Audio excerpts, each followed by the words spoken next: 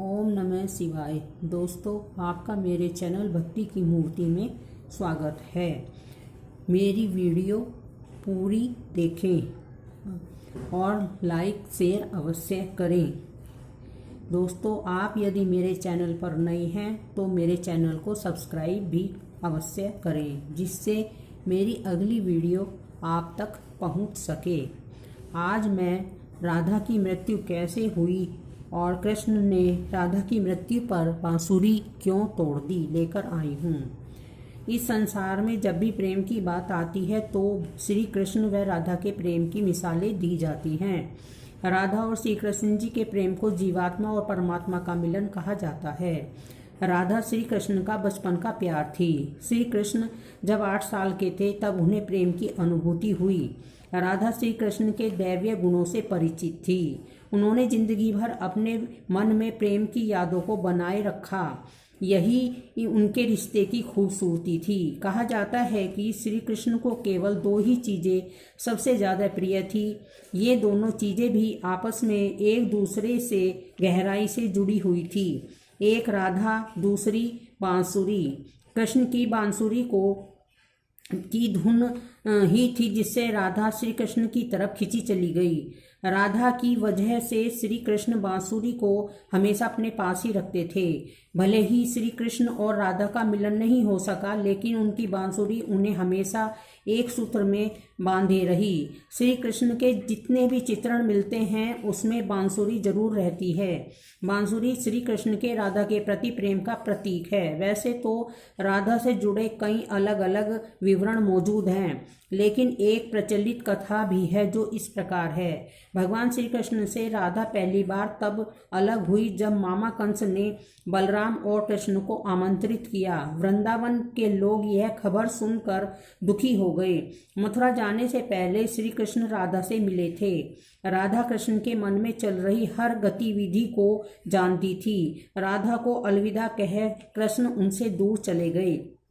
कृष्ण राधा से ये वादा करके गए थे कि वो वापस आएंगे, लेकिन कृष्ण राधा के पास वापस नहीं आए। उनकी शादी भी रुक्मणी से हुई। रुक्मणी ने भी श्री कृष्ण को पाने के लिए बहुत प्रयास किए थे।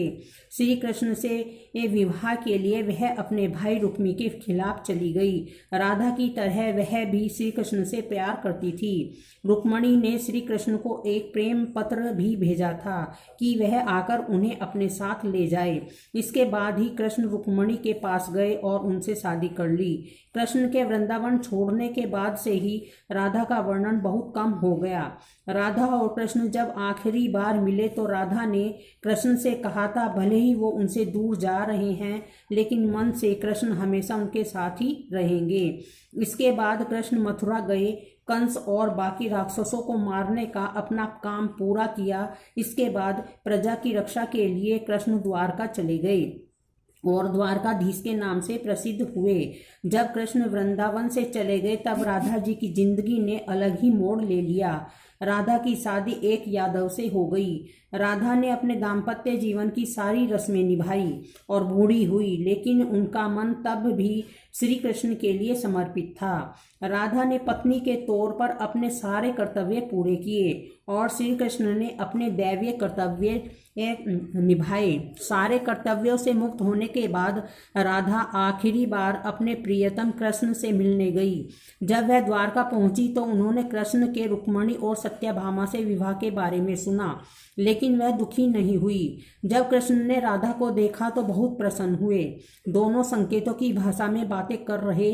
राधा को कान्हा की नगरी द्वारिका में कोई नहीं पहचानता था। राधा के अनुरोध पर श्री कृष्ण ने उन्हें महल में एक देविका के रूप में नियुक्त किया। राधा दिन भर महल में रहती और महल से जुड़े कार्य देखती थी। मौका मिलते ही वह कृष्ण के दर्शन कर लेती थी, लेकिन महल में राधा ने श्री कृष्ण के साथ पहले की तरह का आध्यात्मिक जुड़ाव महसूस नहीं कर पा रही थी। इसलिए राधा ने महल से दूर जाना तय किया। उन्होंने सोचा कि वह दूर जाकर दोबारा श्री कृष्ण के साथ गहरा आत्मीय संबंध स्थापित कर पाएगी। उन्हें नहीं पता था कि वह कहाँ जा रही है, लेकिन भगवान श्री कृष्ण जानते थे। धीरे धीरे समय बीता, राधा बिल्कुल अकेली और कमजोर हो गई। उस वक्त उन्हें भगवान श्री कृष्ण की आवश्यकता थी। ये आखिरी समय में भगवान श्री कृष्ण उनके सामने आ गए। कृष्ण ने राधा से कहा कि वह उनसे कुछ मांगे, लेकिन राधा ने मना कर दिया। कृष्ण के दोबारा अनुरोध करने पर राधा ने कहा कि वह आखिरी बार उन्हें बांसुरी बजाते देखना चाहती है। श्री कृष्ण ने बांसुरी ली और बेहद सुरीली धुन में बजाने लगे। श्री कृष्ण ने दिन रात बांसुरी बजाई, जब तक राधा आध्यात्मिक रूप से कृष्ण में विलीन नहीं हो गई। बांसुरी की धुन सुनते सुनते राधा ने अपना शरीर त्याग दिया। हालांकि भगवान कृष्ण जानते थे कि उनका प्रेम अमर है, उसके बावजूद वे राधा की मृत्यु को बर्दाश्त नहीं कर सके। कृष्ण ने प्रेम के प्रतीकात्मक अंत के रूप में बांसुरी तोड़कर झाड़ी में फेंक दी। इसके बाद से ही श्री कृष्ण ने जीवन भर बांसुरी या कोई अन्य वादक यंत्र नहीं बजाया। कहा जाता है कि जब द्वापर युग में नारायण ने श्री कृष्ण का जन्म लिया था, तब माँ लक्ष्मी ने राधा रानी के रूप में जन्म लिया था, ताकि मृत्यु लोक में भी वे साथ ही रहें।